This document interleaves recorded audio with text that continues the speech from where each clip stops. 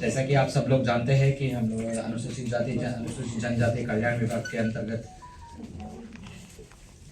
विभिन्न योजनाओं का कार्यान्वित किया जाए। खास करके इसका अनुसूचित जाति एवं जनजाति समुदायों को अपना समग्र विकास, शैक्षणिक उत्थान और सशक्तिकरण की दिशा में।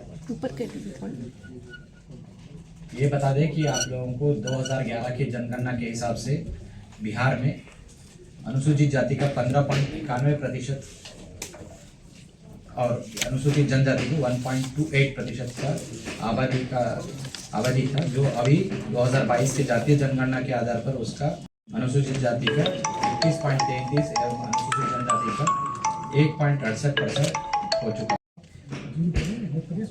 वर्ष 25-26 में हम लोगों का अपना बजट 2752.49 करोड़ का था, जो हम लोगों के वित्तीय वर्ष 24-25 से बढ़ा है। आने वाले जिसका ये विभिन्न परियोजना और विभिन्न योजनाओं का अपना हम लोगों ने जो लिया है उससे अपना बढ़ोतरी का अपना दिख रहा है। इसका हमारा मुख्य रूप से हम लोगों का 3 योजनाएं अपना राज्य सरकार के विशेषकर से बात करेंगे, तो हम लोगों का योजनाएं अपना कह सकते हैं। पहला हम लोगों का अपना शैक्षणिक सशक्तिकरण के लिए अपना आवासीय विद्यालय चलाते हैं, दूसरा छात्रावास योजना है और तीसरा हम लोगों का छात्रवृत्ति योजना है।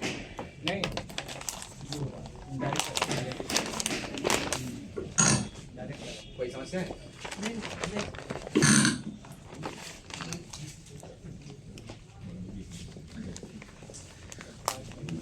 ये विभिन्न ये योजनाओं का हम लोग अपना ये मुख्य रूप से मैं अपना बताना चाह रहा था कि विभाग द्वारा जो ये किया जा रहा है, इसका मैं आगे माननीय मंत्री महोदय से भी अनुरोध करूंगा कि अपना विभाग के बारे में अपना पूरा जानकारी उपलब्ध करें और उपलब्धियों के बारे में। धन्यवाद।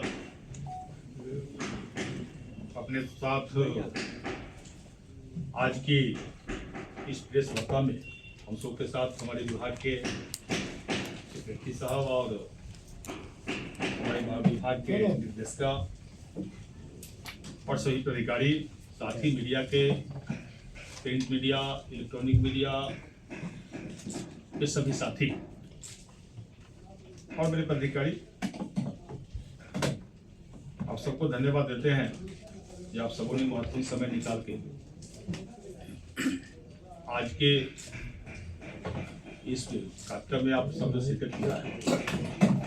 खासकर हमारे विभाग में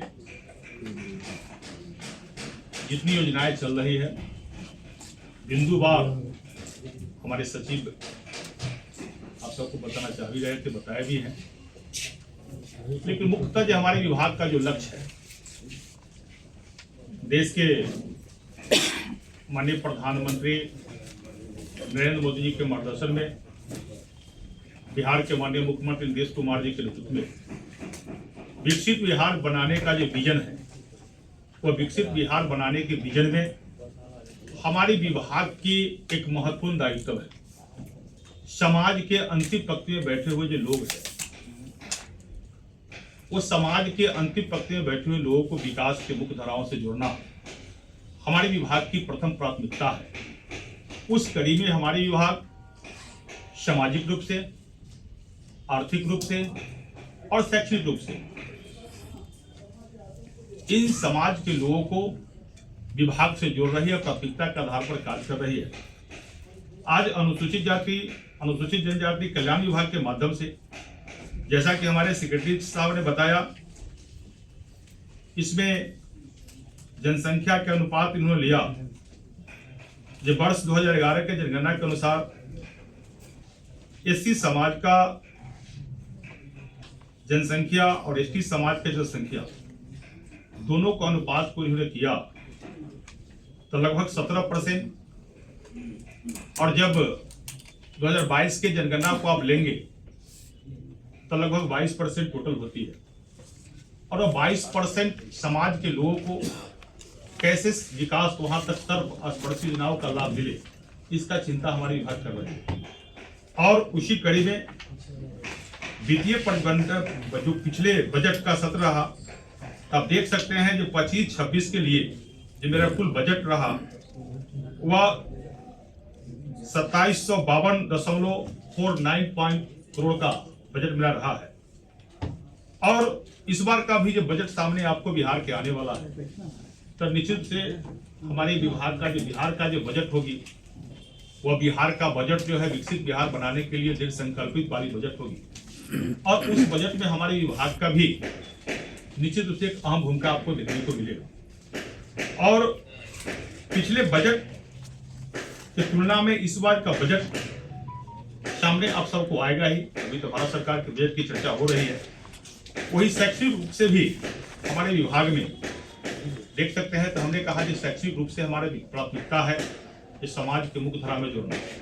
आज 91 जो छात्रावास पूरे बिहार के अंदर 91 आवासीय विद्यालय और हमारे बिहार के अंदर चल रही है सुचारू रूप से, जिसमें 50 बालकों के लिए और 37 बालिकाओं के लिए और 4 जो है कोई विद्यालय है स्वास्थ्य शिक्षा वाला, कुल जोड़ लीजिएगा तो 91 आवासीय विद्यालय संचालित हो रही है।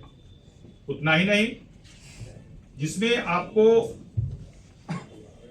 अभी जो हमारे यहाँ बच्चों को 91 आवासीय विद्यालय में एडमिशन का भी के लिए रजिस्ट्रेशन का भी फॉर्म दिया जा रहा है, जिसमें आपको 64,000 अभी 8595 रिक्तियां के आलोक में बढ़ गया है, नहीं 70 हो गया, कल तक तो था, हाँ आज बढ़ गया। चले देखिए बहुत अच्छी है कि 8595 रिक्तियां के आलोक में लगभग 70,500 अभी तक रजिस्ट्रेशन हमारे विभाग में आया है ऑनलाइन।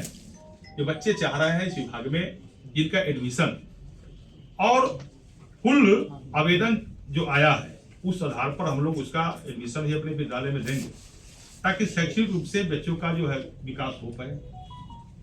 और जो विभाग का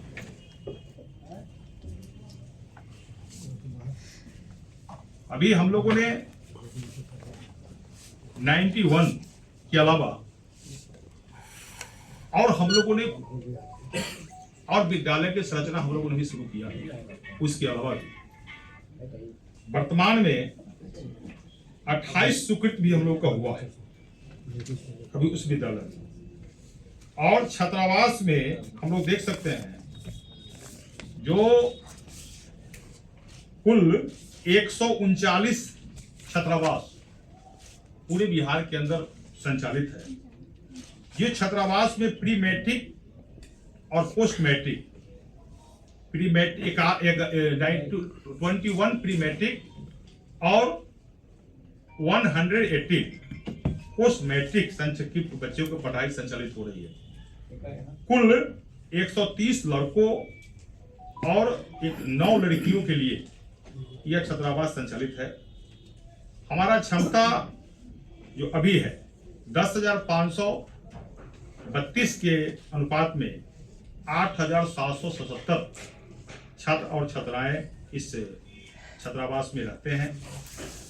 वही नई पहल भी हमारे विभाग के द्वारा की गई है। ये नई पहल में 136 प्रखंड जो ST बहुल है, जहां की आबादी इस प्रखंड की जनसंख्या 30,000 से अधिक है, उस प्रखंड में भी छात्रावास की स्वीकृति हमारे विभाग ने दिया है। उस कड़ी में 100 बेड वाले छात्रावास की स्वीकृति मिली है, जिसमें 60 अब तक 60 नए छात्रावास की स्वीकृति मिल गई है। और काम भी बहुत पर कंस्ट्रक्शन का काम भी आपका टेंडर प्रक्रिया भी है, चालू भी हो गया। तो जो हमारे यहाँ 136 100 बेड का पहले से 139 कुल जोड़ लीजिएगा, पूरे बिहार में जो प्रखंड है वो 534 प्रखंडों के परिप्रेक्ष्य में हमारा विभाग आपको लगभग 140 और 136 दोनों जोड़ दीजिएगा तो 276 हम लोगों ने 50% से अधिक बिहार के प्रखंडों में अपना छात्रावास की स्वीकृति हमने दिया है। और हमारा विभाग का मुख्य उद्देश्य है बिहार के 554 प्रखंडों में 3400 प्रखंडों में छात्रावास की व्यवस्था करना, जिसका लक्ष्य हम लोगों ने यह 5 वर्षों का जो सत्र है हमारी, ये 5 वर्षों के लिए भी सरकार को जो संकल्प है विकसित बिहार बनाने का, तो विकसित बिहार बनाने में SC/ST समाज के जो बच्चे उनके मूलभूत सुविधाओं के साथ 534 प्रखंडों में छात्रावास की स्वीकृति हम लोगों को देने का लक्ष्य है, जो प्राथमिकता के आधार पर शैक्षिक रूप से विकास के लिए हमारा विभाग काम करना भी शुरू किया है। इस कड़ी में 276 हम लोगों ने अभी तक 276 की स्वीकृति भी लगभग दे दिया है, जहां कुछ जगह कार्य भी शुरू है। तभी शैक्षिक रूप से विकास के साथ हमारा विभाग, हम जब बच्चे के लिए जहां छात्रों के लिए बात करते हैं, वही हमारी बहनें हैं, जो बेटियां हैं छात्राएं, वो भी हम सबों से अपेक्षा करती है।